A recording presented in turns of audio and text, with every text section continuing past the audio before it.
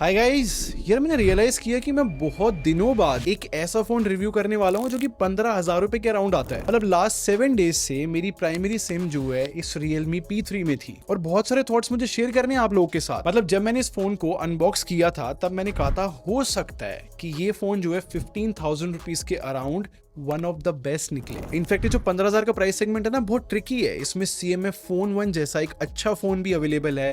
Vivo ने recently Vivo T4X भी launch करा था, जो कि ये रिव्यू बनाने के लिए स्पेशली मैंने खरीदा है। कंपैरिजन वीडियो भी आएगी इस फोन के साथ। आज की वीडियो में मैं आप लोग को सिंपली हेल्प करूंगा अगर आप ये फोन खरीदने का सोच रहे हो तो, क्योंकि नो डाउट अभी तक तो एक जनरल नैरेटिव है कि ये फोन बहुत अच्छा है। रियलिटी आज मैं आपको बताऊंगा। बट स्टार्ट करने से पहले, मेरा नाम है संचित, चैनल का नाम है टेक बार। मैं आप लोग का टेक खरीदने एक्सपीरियंस बेटर करना चाहता हूं तो सब्सक्राइब बटन पे क्लिक कर लो, साथ में बेल आइकन जरूर प्रेस कर लेना। वैसे एक बात बता देता हूं, आजकल मैं जो भी वीडियो लाइव कर रहा हूं ना, वीडियो लाइव होने के 1-2 घंटे तक आप लोग के मैं कमेंट्स का रिप्लाई करने की कोशिश करता हूं। तो अगर आपको कोई भी डाउट है तो आप कमेंट सेक्शन में पूछ लो भाई। तो वीडियो को स्टार्ट करते हैं डिजाइन से। मैं पहले आपको अपने डिजाइन का एक्सपीरियंस शेयर करता हूं इस फोन के साथ। खैर 7 दिन जो है बहुत ज्यादा नहीं होते, बट इन दिनों में मैं जितने भी लोगों से मिला हूं ना, सबने एक बार तो पूछा है कि भाई ये कौन सा फोन है, क्योंकि इसका बैक पैनल जो है थोड़ा सा फ्यूचरिस्टिक ये इफेक्ट के साथ आता है ना, तो लोगों को पसंद तो आ रहा था ये। आई मीन बैक पैनल जो है थोड़ा आई कैची है। बट अपने ओपिनियन की बात करूं ना, मुझे डिजाइन देखने में अच्छा तो लगा, बट यार फिंगरप्रिंट बहुत कैच करता है फोन। मतलब अगर हाथों में स्वेट है ना तो फोन पे स्मजेस बहुत आते हैं। वैसे एक बात हाईलाइट करूंगा, सिर्फ 7 दिन के लिए फोन मैंने विदाउट केस यूज करा है और यहाँ पर नीचे की साइड एक डेंट आ गया है। तो अगर मैं स्मजेस देखूं और साथ के साथ इस डेंट को देखूं तो आई थिंक इस फोन को विदाउट केस यूज करना सही नहीं रहेगा। खैर मैं ये नहीं बोलूंगा कि 15,000 रुपए के हिसाब से ये ड्यूरेबिलिटी बेकार है, क्योंकि IP69 रेटिंग दी है ब्रांड ने, जो कि बहुत ज्यादा अप्रिशिएट करने वाली चीज है। आई थिंक केस लगाना वैसे ही समझदारी रहेगी। और वैसे तो 15,000 के प्राइस सेगमेंट में ना हमें कुछ कुछ फोन्स में ऑप्टिकल फिंगरप्रिंट स्कैनर देखने को मिल जाता है, मतलब डिस्प्ले के अंडर वाला फिंगरप्रिंट स्कैनर इस फोन में मिलता है। तारीफ वाली बात अभी भी बोली जाएगी और अच्छा काम करता है। और जो बेसिक चीजें रहती है ना प्राइस के हिसाब से, वो भी अच्छी है। जैसे कि स्पीकर्स की मैं बात करूं, लाउड हो जाते हैं। फिर वो अलग बात है कि Realme ने फॉर सम रीजन यहाँ पर एक फीचर दे रखा है कि हम स्पीकर की वॉल्यूम 300% से ज्यादा बढ़ा सकते हैं, और मैंने यूज करके भी देखा, आई थिंक वो एक अच्छा फीचर नहीं है। और नेटवर्क्स की बात करूं तो इन 7 दिनों में मैंने न्यू दिल्ली के अंदर जियो की सिम यूज करी है एंड आई थिंक नेटवर्क का तो कोई इशू नहीं है। अच्छा, इस फोन की ना डिस्प्ले को थोड़ा सा डिस्कस करते हैं। मैंने स्टार्टिंग में एक फोन का नाम लिया था जो कि है Vivo T4X, and believe me, internet पे जो है Vivo के T4X की भी काफी तारीफ चल रही है कि 15,000 के अराउंड वो भी एक बहुत अच्छा फोन है।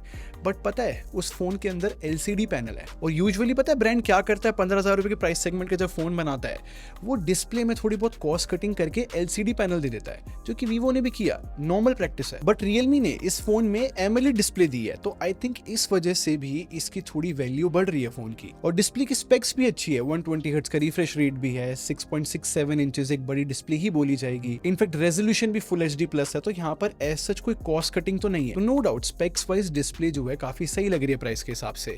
और अगर मैं प्रैक्टिकली भी बात करूं तो मैंने 7 दिनों में ना थोड़ी बहुत सीरीज इस फोन में देखी है। जैसे कि रिसेंटली रीचर का सीजन 3 आया है, तो उसका फाइनल एपिसोड मैंने इसी फोन में देखा था टेस्टिंग के लिए, और मैं सिंपली बोल सकता हूं 15,000 रुपए के हिसाब से तो यार इंप्रेसिव आउटपुट था। और वैसे आजकल IPL भी चल रहा है, तो मैंने इसमें IPL भी देखा है। मेरे हिसाब से AMOLED पैनल होने का फायदा दिख रहा है इस फोन के अंदर। बट एक प्रॉब्लम है, अगर ये फोन जो है कंटेंट देखने में मेरे को बहुत अच्छा लगा ना, तो जो ब्राइटनेस वाला पार्ट है इस फोन का वो मुझे थोड़ा एवरेज लगा। अब यहाँ पर Realme ने जो है पीक ब्राइटनेस बहुत बड़ी क्लेम करी हुई है, 2000 निट्स, मतलब ऑन पेपर देखने में बहुत अच्छी लगी थी मेरे को। बट जब प्रैक्टिकली फोन मैंने यूज करा ना, तो डायरेक्ट सनलाइट में मुझे विजिबिलिटी इश्यूज थोड़े बहुत आए हैं। तो ये आउटडोर में जो कम ब्राइटनेस है इस फोन की, दिक्कत वाली बात मुझे लगी है। तो अगर आप एक ऐसे यूजर हो जो डायरेक्ट सनलाइट में आउटडोर फोन बहुत ज्यादा यूज करता है, तो थोड़ा सोच समझ के डिसीजन लेना। बट इसी नोट पे एक और चीज मैं बोलूंगा, अगर आप एक ऐसे यूजर हो जिसको बैटरी बैकअप बहुत मैटर करता है इस 15,000 के प्राइस सेगमेंट में, तो भाई इस फोन में मुझे बैटरी बैकअप तो बहुत अच्छा मिल गया। वैसे मुझे थोड़ा एक्सपेक्टेड था कि 6000 mAh की इतनी बड़ी बैटरी है इस फोन के अंदर, तो ऑब्वियसली भाई बैटरी बैकअप अच्छा होना भी था। बट मैंने ये एक्सपेक्ट नहीं किया था कि मुझे मोस्टली इस फोन से 9 घंटे से ज्यादा स्क्रीन ऑन टाइम मिलेगा। और जिसको नहीं पता है स्क्रीन ऑन टाइम क्या होता है,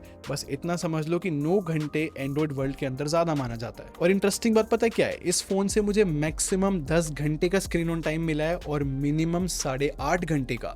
ये दोनों नंबर इंप्रेसिव ही बोले जाएंगे। तो अगर बैटरी बैकअप आपकी प्रायोरिटी है, बहुत अच्छा है इस फोन का बैटरी बैकअप। अब एक और क्वेश्चन मेरे माइंड में चल रहा था कि 6000 mAh की बैटरी है और ये फोन मैक्सिमम 45 वॉट पे चार्ज होता है, तो मुझे लगा था कहीं ज्यादा टाइम तो नहीं लगेगा फोन को चार्ज होने में। तो मैंने जो है ऑन कैमरा एक टेस्ट किया इसका चार्जिंग का, 1 आवर 14 मिनट्स के अराउंड इस फोन को लगे फुल चार्ज होने में, जो कि एक अच्छा नंबर बोला जाएगा। तो बैटरी बैकअप भी अच्छा है और चार्जिंग स्पीड भी अच्छी है, कॉम्बिनेशन मैं सिंपली इंप्रेसिव बोलूंगा इस प्राइस सेगमेंट में। अब थोड़ी सी परफॉर्मेंस डिस्कस कर लेता हूं आपके साथ।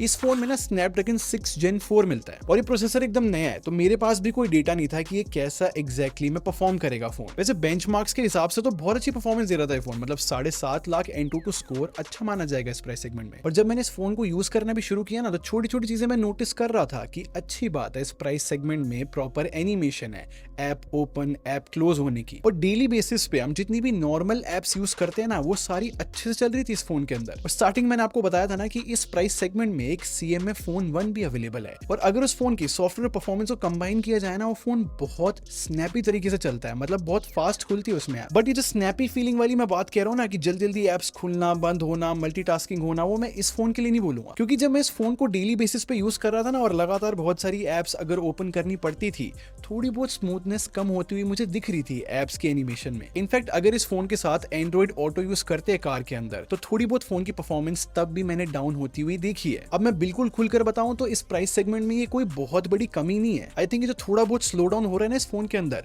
वो हो सकता है कि इसके अंदर एक UFS 2.2 स्टोरेज यूज हुई है। अगर UFS 3.1 हुई होती तो शायद से ये सारी प्रॉब्लम ना होती, या फिर हो सकता है कि Realme से जो है थोड़ी बहुत सॉफ्टवेयर ऑप्टिमाइजेशन अभी बाकी हो। तो इन दोनों में से कोई भी पॉसिबल रीजन हो सकता है। और मैं फिर से बता रहा हूँ, जो प्रोसेसर इस फोन में लगा हुआ है ना, वो केपेबल है, और उसका बेस्ट एग्जांपल मैं गेमिंग से बता सकता हूँ। मतलब COD जैसे गेम में 90 FPS की सेटिंग अवेलेबल है इस फोन के अंदर, ये अच्छी बात है। इनफैक्ट मैंने जितना गेम प्ले भी किया ना COD का, तो 70 FPS एवरेज देखने को मिले हैं, जो कि इस प्राइस सेगमेंट में तारीफ की बात है। तो बिना किसी कंफ्यूजन के अगर मुझे आंसर करना हो ना इस फोन की परफॉर्मेंस कैसी है, मैं उसको गुड इनफ बोलूंगा। मतलब ये कोई डील ब्रेकर नहीं है इसकी परफॉर्मेंस। इस प्राइस सेगमेंट में ज्यादातर फोन इतनी ही परफॉर्मेंस के साथ आते हैं, वो तो बस कुछ गिने चुने फोन होते हैं जो बहुत अच्छा परफॉर्म कर जाते हैं। अच्छा, इस फोन की सॉफ्टवेयर की एक बात बताऊं, मतलब जब से मैंने इस फोन को यूज किया है ना, Realme ने बहुत सारे सॉफ्टवेयर अपडेट इस फोन के अंदर पुश करे हैं, जो कि बहुत अच्छी बात है। बट लास्ट अपडेट इस फोन में ना सिर्फ 1 MB का आया था। मुझे नहीं पता उस 1 MB में क्या फिक्स हुआ होगा, क्या ऐड हुआ होगा, बट हाँ थोड़ा फनी था देखना। वैसे बता देता हूँ, इस फोन में Realme UI है, अच्छा काम कर रही है आई थिंक। वैसे अपने एक्सपीरियंस की बात करूं कि 7 दिन में मुझे सॉफ्टवेयर कैसा लगा, तो मैं पहले बता रहा हूँ। मैंने जैसे इस फोन को सेटअप किया ना, तो मैंने सबसे पहले जितनी भी प्री इंस्टॉल एप्स थी उनको अनइंस्टॉल किया, जिससे मुझे क्लीन एक्सपीरियंस मिल सके। इनफैक्ट वो लॉक स्क्रीन पे जो एड्स आते हैं ना, मतलब जिसको ग्लैंस बोलते हैं, मैंने वो भी डिसेबल किया है। और ये एडवाइस मैं सबको देता हूँ भाई, सिर्फ 5-10 मिनट लगते हैं चीजों को डिसेबल और अनइंस्टॉल करने में, और सच में उससे क्लीन एक्सपीरियंस हो जाता है। और फीचर्स की बात करूं तो इन 7 दिनों में मेरे को कुछ अच्छे फीचर्स लगे हैं, जैसे कि सर्कल टू सर्च है इस फोन के अंदर, जो कि इस प्राइस सेगमेंट में होना काफी अच्छी बात है। इफ इन केस आपको नहीं पता सर्कल टू सर्च क्या है भाई, अगर आपकी स्क्रीन पे कुछ भी ओपन है ना, तो होम बटन को जस्ट होल्ड करना है और सर्कल ड्रॉ करना है किसी भी ऑब्जेक्ट के ऊपर, और उसका वेब सर्च हो जाएगा। ये वाला फीचर आजकल बहुत लोग यूज कर रहे हैं, जिससे कपड़े वॉचेस ढूंढ सके भाई, कोई इन्फ्लुएंसर ने अगर पहना है तो। और फ्रंट कैमरे के अराउंड ना एक मिनी कैप्सूल का फीचर दिया, जैसे कि आईफोन में रहता है ना, उसी का अफोर्डेबल वर्जन लगा लो इसे। अब मिनी कैप्सूल का काम पता है क्या है, जैसे मैंने फोन चार्जिंग पे लगाया है तो ऊपर दिखाएगा कि भाई फोन चार्ज हो रहा है, और अगर लो बैटरी है वो भी दिख जाता है। और पर्सनली मेरे को एक चीज हेल्पफुल लगी कि अगर मैंने जोमेटो से कुछ ऑर्डर करा है, तो इस मिनी कैप्सूल में दिख जाता है कितनी देर में हमारा ऑर्डर आने वाला है। तो ये फीचर इस प्राइस सेगमेंट में मेरे को तो अच्छा लगा। और बग्स की बात करूं तो थोड़े बहुत मेरे को फोन में बग्स देखने को मिले हैं, जैसे कि एक बार क्या हुआ ना, फोन जो है 60 हर्ट्ज के रिफ्रेश रेट पे अटक गया, जबकि मैंने सेटिंग्स पे 120 हर्ट्ज का रिफ्रेश रेट सेट कर रखा है पूरे टाइम। तो प्राइस सेगमेंट भी सोच के चलूं ना, तो ओवरऑल मुझे सॉफ्टवेयर एक्सपीरियंस इस फोन का ठीक ठीक लगा। और लास्ट कैमरे का एक्सपीरियंस शेयर करता हूं। देखो, आपको देखने में लग रहा होगा कि ये डुअल कैमरा सेटअप है, बट ये 50+2 मेगापिक्सल का सेटअप है इस फोन में। तो टेक्निकली इस फोन में एक ही यूजेबल कैमरा है, और इस फोन में OIS नहीं देखने को मिलता, बट इस OIS की बात थोड़ी और करेंगे। बट पहले इस फोन से जो फोटोज मैंने खींची है, ये देखो। अब इन फोटोज में एक बात बहुत इंप्रेस होने वाली पता है क्या है, कि HDR परफॉर्मेंस बहुत अच्छी है इस फोन की। मतलब इन फोटोज में डार्कर एरिया देखो और स्काई वाला एरिया देखो, बहुत अच्छे से बैलेंस कर रहा है फोटोज को। और कुछ ह्यूमन शॉट्स देखो। अब यहाँ पर भी तारीफ की बात ये है कि ये स्किन टोन को एक्स्ट्रा ब्राइट नहीं कर रहा है अननेसेसरीली। आई मीन एक नेचुरल तरीके से स्किन टोन लाने की कोशिश कर रहा है, जो कि प्राइस सेगमेंट के हिसाब से अच्छी बात है। बेसिकली डे लाइट में तो ये फोन बहुत सही परफॉर्म कर रहा है। बट लो लाइट की बात करूं तो मैंने कहा था ना कि इस फोन में OIS नहीं है, और OIS का काम ही ये होता है कि फोटो शार्प आती है लो लाइट के अंदर। तो इस वजह से इस फोन में जब लो लाइट में फोटोज खींचते हैं ना तो वो ज्यादा शार्प नहीं आती। बट ऐसा नहीं है कि बहुत बुरा आउटपुट आता है लो लाइट के अंदर, कलर प्रोसेसिंग बहुत सही रहती है ना, तो फोटो भी ओके लगती है। और जो 16 मेगापिक्सल का फ्रंट कैमरा ना इस फोन के अंदर, आई थिंक वो सेल्फीज अच्छी कैप्चर कर रहा है। मतलब यहाँ पर ही मैं बोल सकता हूँ कि अननेसेसरी जो है स्किन को ब्राइट नहीं कर रहा, ओवरऑल अच्छी सेल्फी बोली जाएंगी। और वीडियो की भी बात करूँ ना तो मैंने जस्ट टेस्टिंग के लिए एक 4K वीडियो इसकी रिकॉर्ड करी थी। आई थिंक EIS हेल्प कर रही है वीडियो को स्टेबल रखने में, बट जैसे ही सीन में थोड़ी लाइट कम होती है ना तो वीडियो क्वालिटी भी कम हो जाती है। तो मैंने कंप्लीट एक्सपीरियंस आपको बता दिया, और वो भी बहुत क्रिटिकल होकर सारी चीजें मैंने जज करी है। मतलब 15,000 रुपए के हिसाब से अब मैं अगर फ्रीली सोचूं ना इस फोन के बारे में, आई थिंक ये जो Realme P3 है ना, एक बैलेंस्ड फोन बोला जा सकता है। क्योंकि हर एक डिपार्टमेंट में जैसे कि डिजाइन, परफॉर्मेंस, कैमरा, ये फोन जो है एक बैलेंस तरीके से परफॉर्म कर रहा है। और पता है इस फोन में खास बात क्या है?